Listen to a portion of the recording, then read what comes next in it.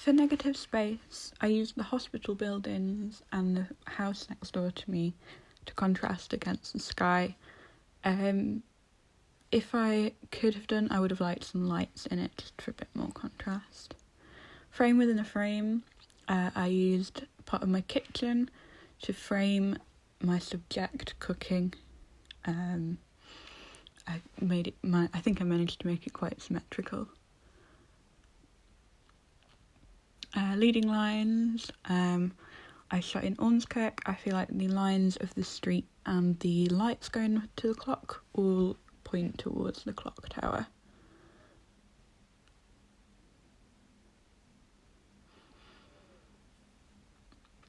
For symmetry, I use this plate and a knife and fork. The plate itself is circular, so it's symmetrical, and then the knife and fork either side provide that extra bit of symmetry. I could have made it slightly more interesting by having something on the plate. Rule of thirds, I have my subject sit in the left third of the image on a bench. To make it a little bit more interesting, I could have had an additional subject come in, but I quite like that it's just a nice simple image to demonstrate the rule of thirds.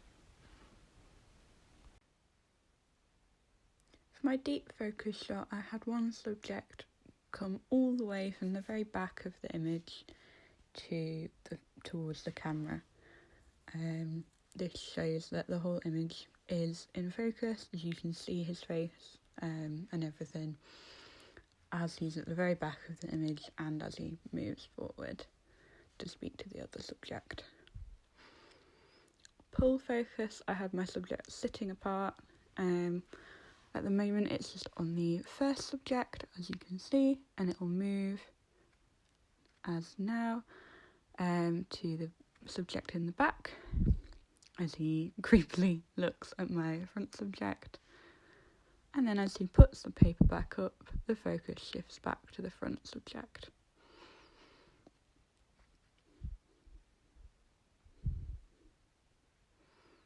For follow focus, I tried to follow the book. I used the Leica lens for this, as it has its own focus mechanism. I struggled a little bit with the manual follow focus. So I followed the book as she puts it back on the shelf.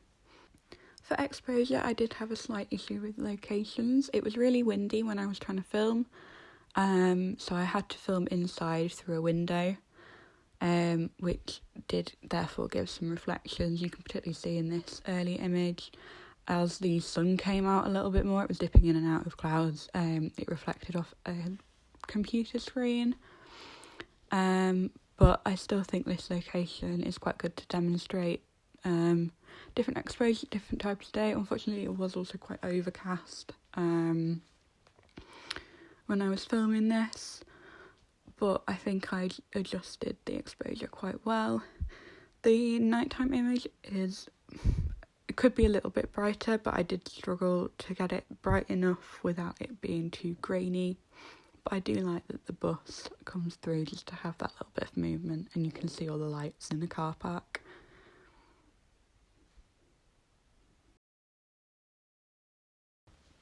So I first used a 16mm lens, kept all the camera settings the same throughout this exercise. My subject feels quite far away from all the objects in the background and the scene. He just looks a bit swamped by the image. The 50mm lens brings us closer to the subject, allowing us to see more of her movement, more of her facial features, and it sort of flattens the image a little bit. The 85mm lens flattens the image even further, so she doesn't feel as separate from the background. We really get to see her face, but not much of what else is in the image. This is back to the 16mm lens shot, just so you can see the difference. This was about 8 feet away from my subject. I then moved the camera to about 18 to 20 feet away for the 50mm lens. Again, the image is just flattened that little bit, and she doesn't look as swamped by the image, I find. And then for the 85mm lens, this one is slightly wonky just due to the nature of the space, and I didn't quite have enough time to set it up as I would have liked. But again, the image is flatter, but it does feel a little bit voyeuristic almost.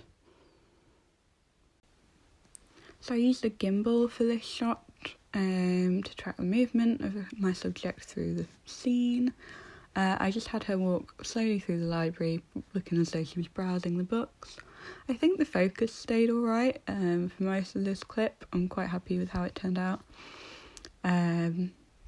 It was a little bit tricky as we turned the corner, which you'll just see in a moment here. Yeah. This wasn't as smooth as I would have quite liked it, but I'm still definitely getting the hang of the gimbal. But I'm overall quite happy with how it came out. I managed to get the focus to come back in. My subject is a little bit closer than I would have liked, but again, it's just pacing. If I'd had more time, I could have done it more times, but I am quite happy with how the final shot turned out. And how I followed my subject through the scene. I used the LED lights for this exercise just because I personally quite like how they look, a bit softer. This is the key light at about 60% intensity with a colour temperature of 5,200 kelvins. Just lights up the right hand side of my subject's face quite nicely. The fill light lights up the opposite part of my subject's face, but it is on 100% intensity and doesn't quite light up as much just because it's a smaller light. But it gives quite a moody look. The backlight was on approximately 50% intensity and just separates the subject from the background a little bit, but doesn't really show any facial features because of how it was positioned. This is the fill light and the backlight. It just gives quite a nice moody look. You see most of the subject's face, but it's just that little bit of darkness. But she's still separated from the background. And this is all three lights together. The intensities are on screen. This is quite a clean look. This is what you'd want for like a studio setting, where you want all your subject visible. And then this is a backlight with a gold reflector. As you can see, we moved it around a little bit, brought it forwards and backwards and flagged it a bit. It bounces the light quite nicely off my subject's face, makes it really nice and soft, whereas the backlight is a little bit harsher, separating her from the background.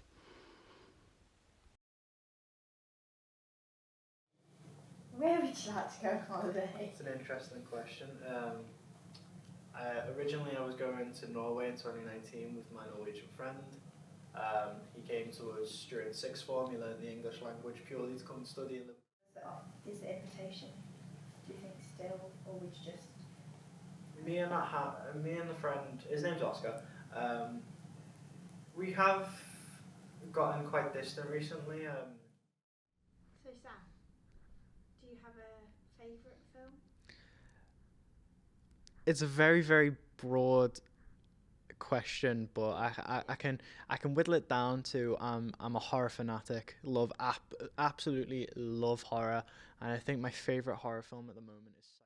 How did you get into studying film and TV? Well, at GCSE, I was really, really into performing. I studied drama and music and was absolutely loving it. And when it came down to choosing our options for sixth form, because I was staying on at the school that I was in, I chose... Horror. Are there any films that you don't like, or any genres that you don't like? The entire Star Wars sequels. Would you care to elaborate? J.J. Abrams, and I forget who directed. Ryan Johnson. They just didn't like Star Wars.